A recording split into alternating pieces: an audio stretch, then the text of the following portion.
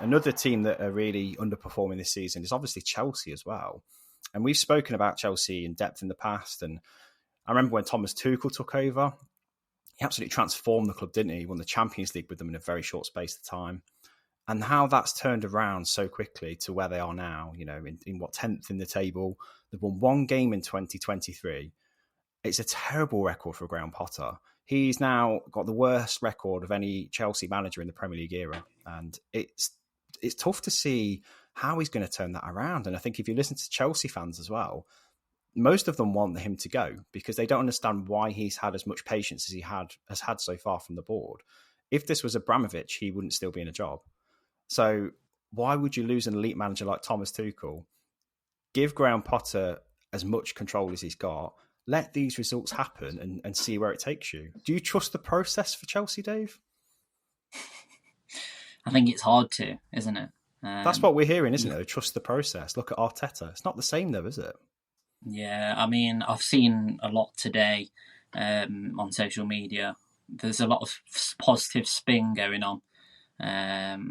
From what I've seen, the Chelsea's PR representatives have been busy at work. So, I just it's worrying times actually, isn't it? But do you know what actually really surprises me still? As bad as Chelsea have been, they're only 11 points off fourth with a game in hand.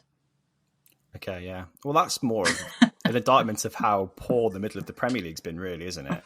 But they're in amongst it. They're bang in the middle of those mediocre teams. And it's the drop-off from being European champions to where they are now that's scary, really. With the investment they've had, it should be so much better. I mean, don't get me wrong. You might fast forward a year and we'll look back at this and go, can you remember when we were genuinely concerned about Chelsea and look at what's happened to them now? They might have all these young, vibrant players turning it around, but they've looked toothless in every game since the restart, definitely, in 2023. And it's no surprise they have only won that one game. So just a centre forward missing, isn't it?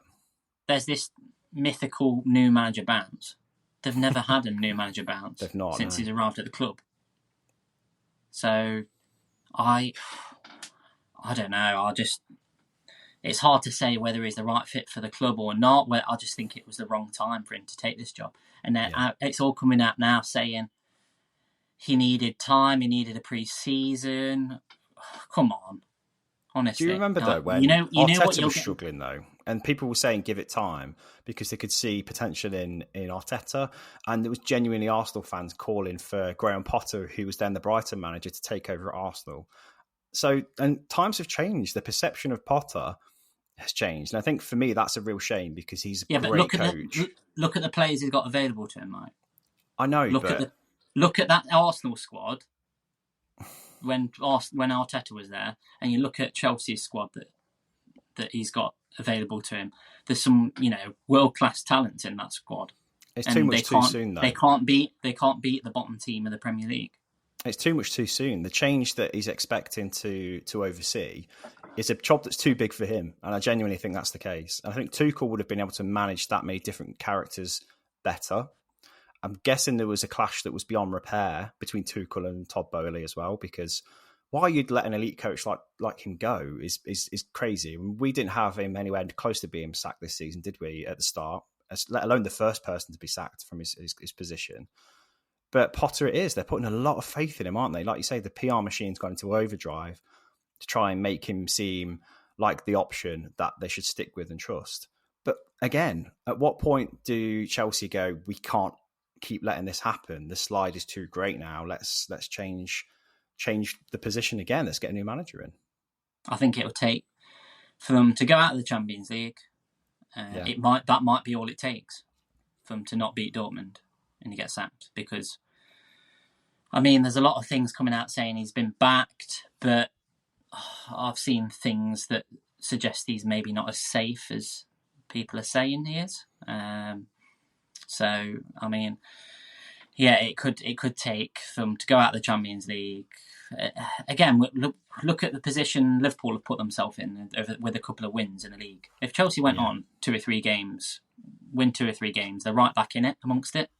But with the way they're playing at the minute, can you see that happening? I just don't know. They lose 1-0 to bottom of the table Southampton, and I genuinely get a feeling that they thought that was almost a given, that result, and it took a James Ward-Prowse free kick to separate the two teams, but it shouldn't have been the case, should it? It should have been a clear, easy victory for a Chelsea team that obviously on paper is a class apart from Southampton, and Southampton are with no permanent coach either, so they should have been a team that they should have sort of really thrashed almost, I would say. It should have been a team that should have been practice for them at scoring, and they need practice at scoring because they can't get the ball in the net either.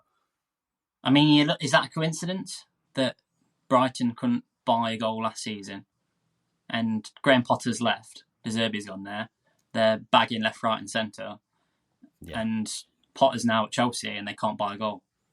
Is that just something? Is that just something he has as a flaw of his, like a blind spot in his management, then, where he can't coach forwards, or he doesn't play with an out-and-out centre forward? Because he never has at Brighton either. Neil Maupay was the closest they got to a goal scorer, and he didn't score many at all, did he? No, and that's. I really am dumbfounded by it, to be honest. I don't think that it could be a coincidence, but it's, there's the way that Chelsea. Look, they did have quite a few chances in the second half against Southampton. And it's been the theme. It was the same against West Ham as well. They probably should have won that game. But like you mentioned, you've got to put the ball in the back of the net. Yeah, and they started David Fofana this time. And he's only 20 years old. And obviously they've got high hopes for him. He's not really got any football experience at this level, has he? They took him off at half-time, and you think to yourself, you've got Pierre-Emerick Aubameyang as well, who's not getting a look in either. And you mentioned he's not been in the four match day squads, I don't think.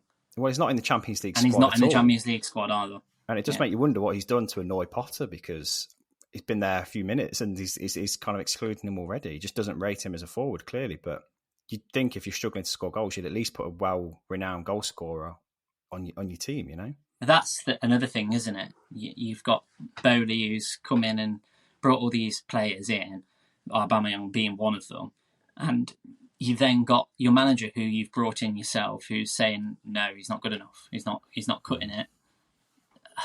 There must be a lot of kind of contradiction, I feel like, going on, sort of, some of these decisions that are being made.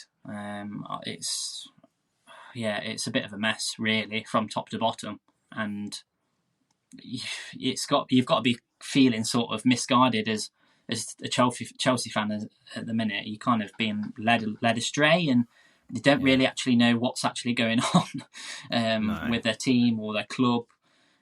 What the actual problem is. It's hard to kind of figure out. That obviously the performances are obviously not good enough.